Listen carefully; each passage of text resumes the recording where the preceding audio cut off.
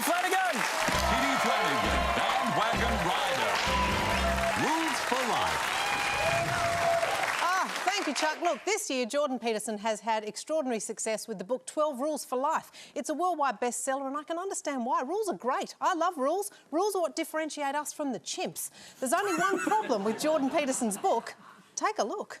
One of the propositions in 12 Rules for Life is that life existence is usefully characterized as an interplay of order and chaos, or unknown and known. There is a mode of being in the face of the vulnerability and tragedy of life that is noble and powerful and capable of sustaining them through the worst possible times without becoming corrupt and bitter.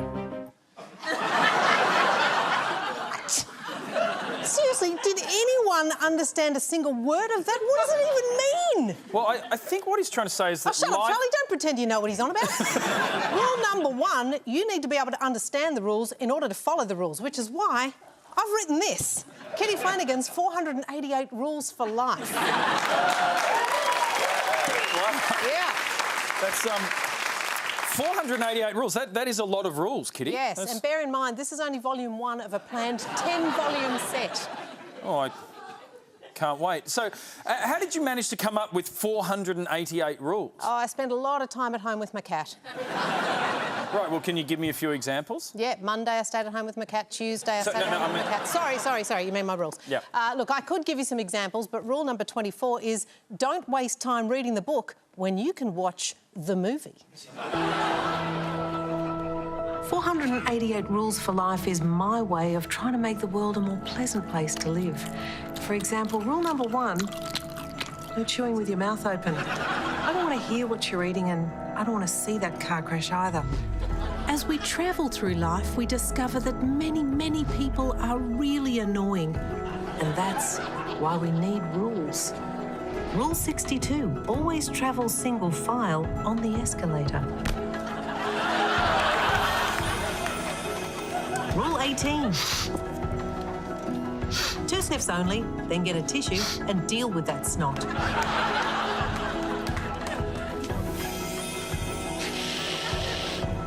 Oh my God, that reminds me of my dog. Rule 29, no FaceTiming in a public space.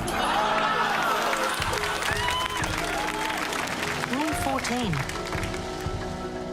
Leave nothing behind. Always turn and do a final check before exiting the toilet.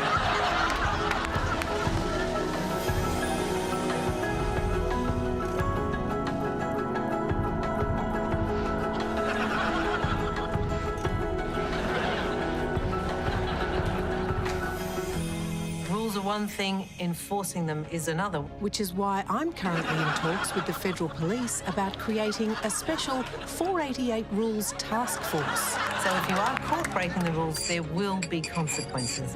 Excuse me. It's 2 demerit points. Can I? Rule 43. Lift your f***ing chair!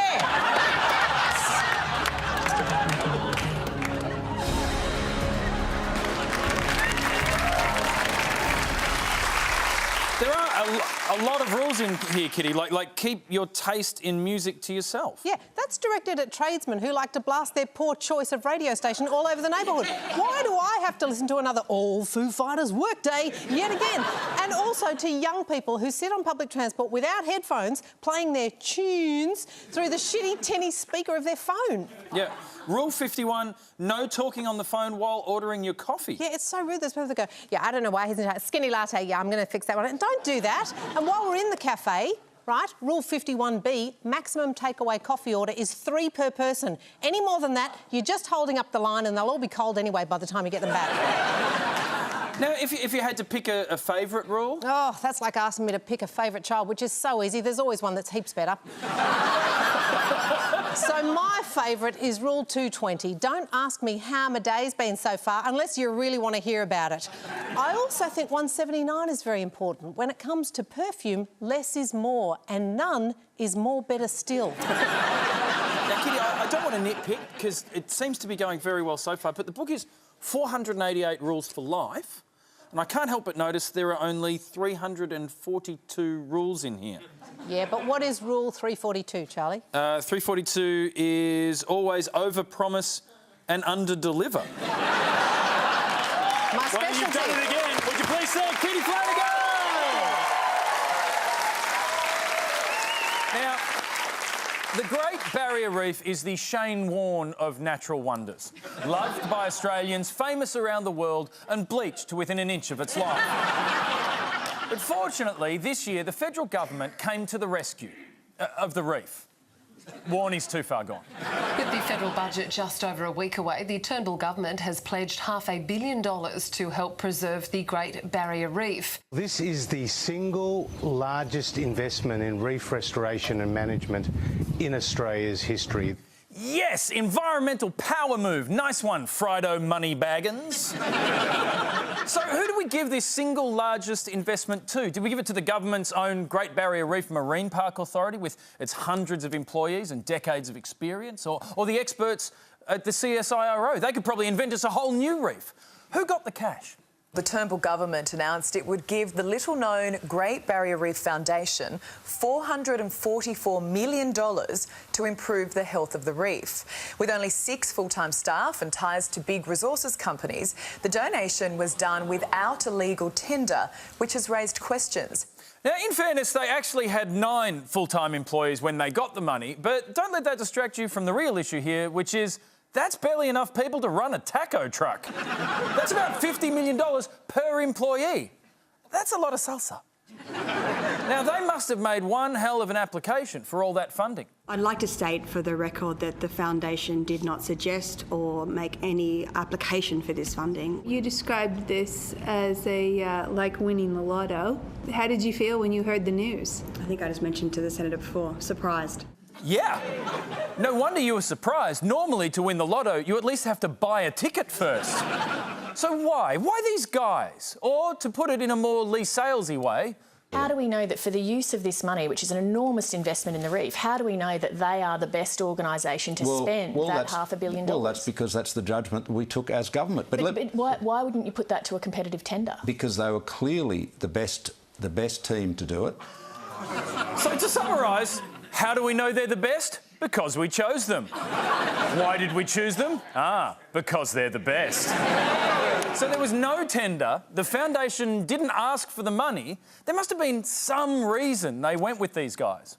Well, we chose the most appropriate organisation to partner with to leverage off the private sector's philanthropic efforts. Oh, I think we all admire their leverage. I mean, they leveraged $500 million from you without even asking for it. And look at the foundation chairman's panel. They've got representatives from AGL, BHP, Orica, Rio Tinto, Shell, a whole bunch of experts in leveraging profits for fossil fuel companies. But whatever, as long as we can all agree and be clear on the biggest threat to the reef. I've always said the biggest threat to the reef is climate change. There is no doubt that the #1 threat to the Great Barrier Reef and, in fact, coral reefs around the world is climate change. Right, so to save the reef, you'll want to get straight onto stopping climate change, yeah? Submitters today recommended that you advocate and lobby governments for policies that relate directly to emissions reduction and land clearing and new coal mines. Is that something you would consider doing? It's absolutely not on our, I guess, strategic view at the moment. Yeah, well, I guess it's hard to strategically view anything over the top of that massive pile of money. So all our questions have been answered. Oh, except for where is all our money and what are you actually going to do with it? Currently, it's being held across a series of term deposits while we develop our longer-term investment policy. No, sure, they're taking more care in deciding how to spend that money than the government did. Kudos.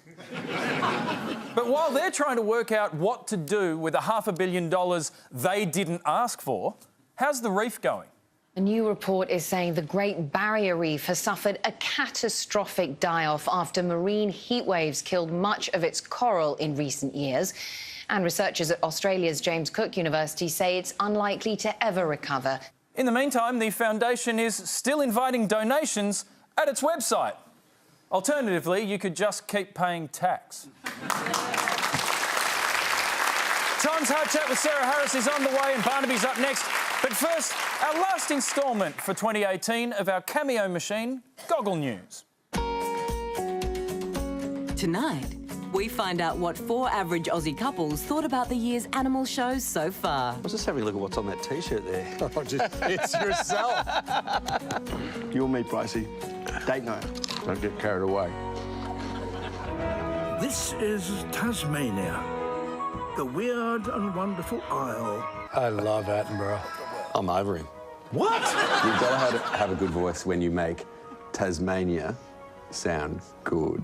Sound sexy. If I was to hear your voice in my head, it would be complaining about something, whereas David Attenborough makes me excited, gives me a sense of wonder. Your voice is supposed to make me laugh, but it doesn't.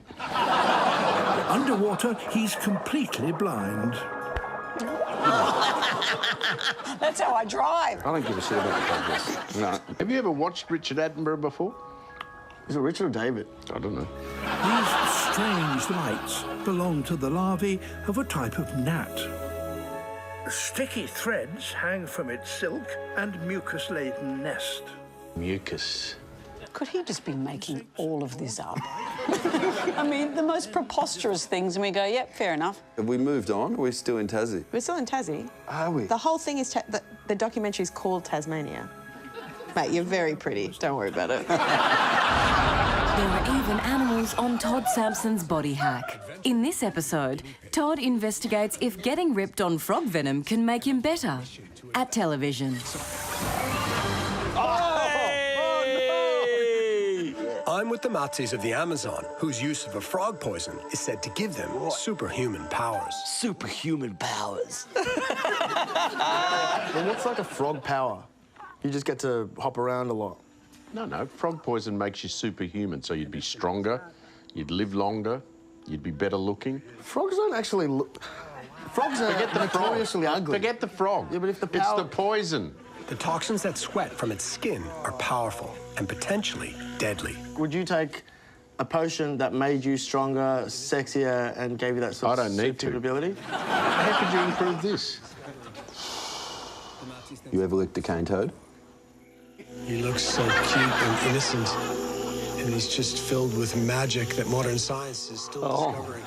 It's full of magic. I can't watch myself. That's so cute. Let's put Attenborough back on. I can tell you right now, you certainly get high.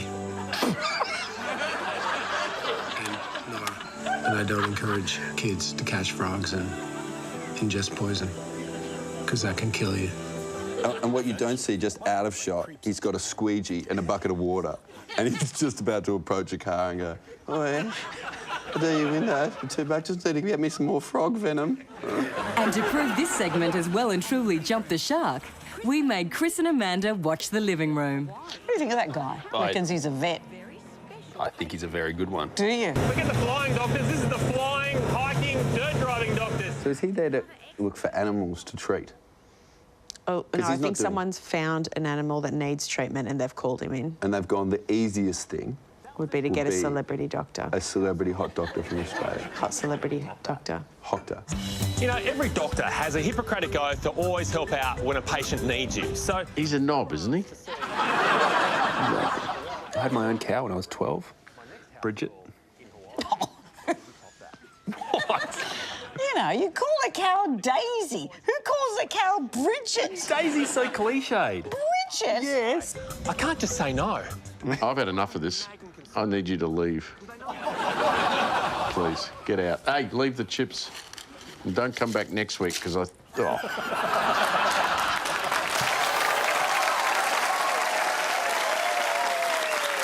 Now, you may recognise my next guest from his previous appearances on The Weekly.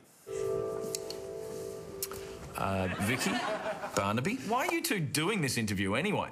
Well, as far as I see it, everybody else is making money out of Sebastian, except for Sebastian. Yeah, I mean, I am making a fortune off all of this Sebastian merch. I've got the baby Akubras. They're going like hotcakes. Got the Sebastian bus. You can throw your whole family under that one, Barnaby. Would you please welcome Barnaby Joyce? Now, Barnaby, I will be honest, I'm genuinely surprised you're here. I'm starting to be rather surprised myself, Charlie. So. Well, I appreciate it. Now, before we go any further, just quickly, it's all right. I do have your cheque here for the interview. That's $1 billion as requested. Now, can I just ask you, can you not cash that until the next triennial funding period for the ABC? Actually, a bit of an incentive for you guys to not cut the ABC budget, because otherwise that baby is going to bounce. Yeah, well, let's hope we'll keep fighting for you. Make sure we keep you on air. Oh, I appreciate it, Barnaby. You're welcome. Now, your tell-all memoir, Weatherboard and Iron, came out today. Now, Barnaby, this was all dying down. Why write a book and start talking about it all again? Why? Because, Charlie, the book is not about... It's not a memoir about me. It's a memoir about trying to look after people who, in regional areas, are doing it tough, by people who basically are at the corner of society and have basically been... they're poor, in many instances they're white, their opportunities are not like yours, and we've got to come up with policy and something to take them ahead. And if I don't speak on it, then I'm not doing my job. It's something I've been writing not for the last few weeks or year. I've been writing it over about 5 years, Charlie, and I'm trying to make sure that whilst I'm on the backbench, I have the capacity to speak my mind, that I get this sort of process and impetus behind policy out. You've dedicated this book to your beloved daughters. Are your daughters embarrassed by you? Charlie, I love my daughters dearly, and I love my son, and I think that what we've got to do is make sure we have a nation where their opportunities, if they live in a regional town, in a small town, are as good as your opportunities where you are, Charlie. Oh, I couldn't agree more. I would love for you to dedicate a book to me as well. Now, Barnaby, the Coalition, I think, are a little embarrassed of all of this as well. Do you think Malcolm Turnbull wants you out selling a book right now? Well, I think that it's not the first politician to write a book, Charlie. I think the vast majority of them, or quite a large number, have written books, and I think books about policy are probably what politicians, if they're going to write, should be writing about, and that's particularly what this book is about. Yeah, other politicians have published books. You've had an unorthodox run-up to the publishing of that book. I think you'd agree. Well, I suppose, Charlie, it's a life in the public gaze has probably always been unorthodox. Yeah, but I mean, you came over the wicket. Now, one thing I want to talk about the drought in a minute, but you are out there selling a message. You're selling policies again. I'm just curious, given that Vicky said that members of your party put pressure on her to end her pregnancy, is it going to be hard for you to be out stumping with the Nationals? Well, that's a serious issue, but Charlie, if your role in politics is to sit quietly on the backbench, say nothing, and just vote as required, then I don't think you're doing your full job. If you have a brain that has you should use it, and if you can push policy to make people's lives better, you should. That's what you're paid to do, and that is the crux of what this is about. Now, obviously, there's an interest like you have of the personal in it. If I'd left that out, people would have said I was whitewashing it out. I want to make sure that if that gets you to read the book, well and good, read it, and hopefully pick up the rest of the message with it. Now, obviously, your personal life is a very small part of what you would like to talk about. So let's talk about something more important. Let's talk about the drought. What could people be doing to help? I think the big issue is pushing government to have what we need is droughts by lack of water and lack of feed. If we can get the centralisation of fodder, if we can get fodder into a central point, then we have the capacity to get that out to the stock. If we get that out to the stock, that gets the cash flow going around the towns. We've got to acknowledge, Charlie, this is not just for the farmers, it's for the hairdresser, for the cafe, all the people in town whose money is drying up because there's no money in the wider economy. And it's going to be bad for people in the city later on too, because food prices, if the drought continues on, New South Wales 100% in drought are going to start going up. We need to make sure that we deal with the issues now and the construction of things such as water storage so that we can better protect ourselves against droughts into the future. Now, the book is called Weatherboard and Iron. Barnaby Joyce, thank you for your time. You are welcome back here anytime. Would you please thank Barnaby Joyce? And please welcome Tom Gleeson! Yes, good to see you. OK, now, On Studio 10, Sarah Harris has to endure Joe Hildebrand for 3.5 hours every day for 5 days a week. So I thought for her, Hard Chat would be easy. Turns out it's not. Hard Chat. Welcome to Hard Chat. I'm joined by the host of Studio 10, Sarah Harris. Thanks for joining me. Hi, Tom. Let's chat. Hard! Now, I like how Studio 10 makes advertorials that are entertaining. Have you thought of doing that with the chats as well? You don't like our chats? No. What in particular don't you like about our chats? Well, I just think it's sometimes tricky when you're talking about a political issue at the desk and then you have to segue into selling a vacuum. I do a pretty good job of that, don't I? Changing gears. Sometimes I can see the cracks. You can see the fear in my eyes. I can see the mortar between the bricks. All right, I'll work on that, Tom. Do you understand heaps more about the world now that Joe Hildebrand has mansplained it to you? He gets paid by the word, you know.